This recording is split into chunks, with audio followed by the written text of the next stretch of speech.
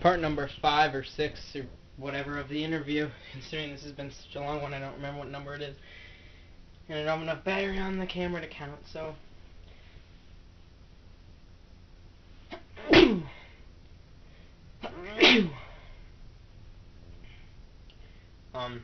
Lisa Vogel, or Elise, whatever, from Crispy Gamer asks, the word that comes up when you talk about this game, and also with Wii Music and Wii Fit, are interactive experiences. As opposed to just a traditional game, the response of people playing in the room together as opposed to a different gameplay elements that are creating that experience. And I'm wondering if the games are maybe being received differently because we have a different perception of what games or interactive experiences should be. And if you created this game with the experience of people all got together in a room in mind and brought it to Super Mario Brothers, or if you thought, I've got Super Mario Brothers and I want to create this experience, it is a complicated question. Miyamoto says, it is a complicated question. I think that probably a good way to describe it is particularly with this title. We asked ourselves, understanding the Wii hardware and who interacts with the Wii hardware, what type of Mario game should we make for the Wii console? And the question to that question, we have our ideas of what a Wii game should be. And when it comes to the Mario universe, we really had two answers. One was Super Mario Galaxy and Super Mario Galaxy 2, and the other one was New Super Mario Bros. Wii. We had a team in Tokyo and a team in Kyoto that both started working on these games, and obviously the two games had very different visions in terms of what they are and what they were from the outset. But ultimately, they're both different answers to the question of what should a Mario game be on the Wii console.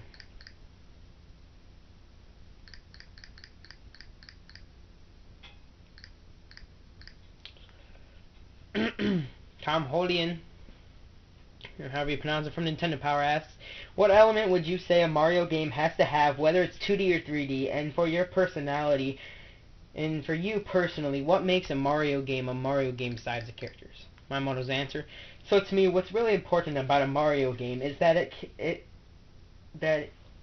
it be simple to control and easy to understand, and that when you as the player is playing the game, the physics in the game are understandable to you, so that when you hold the controller, you play it in a way that you understand what you're supposed to do. You understand the environment, and then you begin to unleash your own gameplay creativity. You try different things.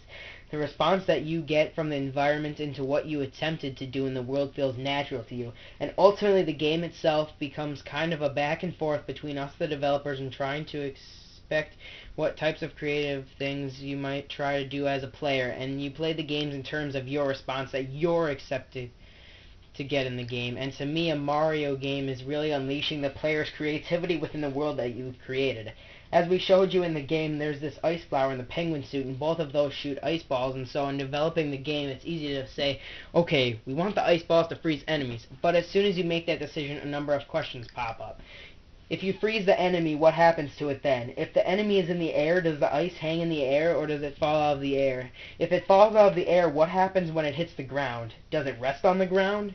How long should it take before it falls out of the area if you've frozen it? If it's sitting in the air, can we jump on it? Should you be able to jump on it before it falls? When it falls from a certain height, should it just land or should it break?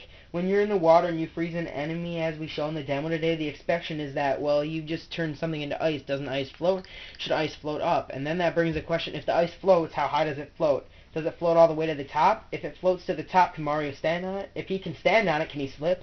Can he slip when he's on that ice, or does he grip that ice? And what happens when he jumps off the ice? It opens up a lot of different questions, and to me, what's important about a Mario game is that the expectation that the user has in response to the action that they've done is something that we're able to answer. We're able to create the world in a way that it feels real, based on what the user would expect out of that type of world and that type of action. Here's where it kind of calls out some PlayStation 3 fanboys, sort of, in my opinion, and stuff. 3 years ago when the Wii launched, HD TV penetration was not that high, and now we have, probably in both Japan and America, higher ownership rates of HD TVs. Do you feel that your games would benefit from HD graphics, or that the gamers want to see their games in HD? Miyamoto's answer, I don't think there's anything wrong with pretty graphics. If I'm a consumer and I have a TV that has nice graphics at home, I would want to be able to play my games with nice graphics too. And I think that, of course, as we've seen the penetration rates increase, we're going to see video games and Nintendo games move along in step with the progression of technology. But what I don't think is necessarily true is that the graphics are something that are going to make the gameplay experience itself better. While I don't have anything against pretty graphics, I also think that we're certainly going to focus on the gameplay and take advantage of the technology as it comes out. But right now, this is what we offer. So Wired asks, why isn't Princess Peach a playable character in New Super Mario Bros. Wii? Miyamoto answer was, well, originally I thought it would be nice to have Princess Peach in there as a playable character, but in fact the Toad character has a physique that's a little bit closer to Mario and Luigi, and in particular, if we had one character out of the four that wore a dress, we would have to have a special programming to handle the skirt, to how the skirt is handled in the gameplay, and that's the only reason that Princess Peach is not there. Of course, if we had Wario in there, we'd have to program him to fart. It's pretty much it. So, see ya.